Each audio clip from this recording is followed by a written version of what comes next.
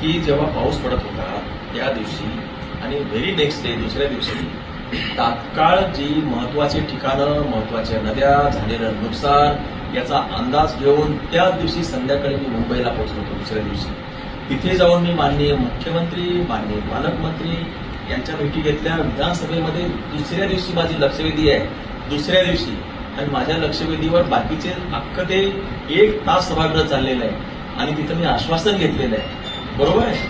आता हा जो घटनाक्रम आहे तो तुम्ही सगळ्यांनी पाहिलेला आहे, त्याच्यामुळे मी या विषयावरती मला नाही वाटत की मी स्वतःच्याबद्दल स्पष्टीकरण द्यावं. मायबाप जनता आहे त्यांना. आणि दुसरं असं की श्रेयवादाच्या लढाईत मला मुळात पडायचं नाही. मला माझं काम करायचं आहे.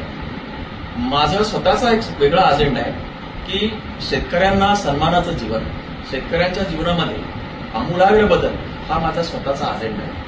कोण मागावून येतं का अगोदर जातं याच्याशी मला काही देणं घेणं नाहीये. शेतकऱ्याचं उत्पादन खर्च, त्याला मिळणारा भाव, त्याच्यामध्ये त्याची होणारी ससेवटपट थांबवणे आणि त्याच्या पाठीमागं सक्षमपणानं उभं राहणं माझं कामच आहे. की ज्या काही घटना घडत आहेत त्या शासनाच्या निदर्शनास आणणं, त्यांना धारेवर धरणं आणि त्यांच्याकडनं काम करून घेणं हा माझा रोल आहे. तो मी मला असं वाटतंय बजावण्याचा प्रयत्न करतो आहे.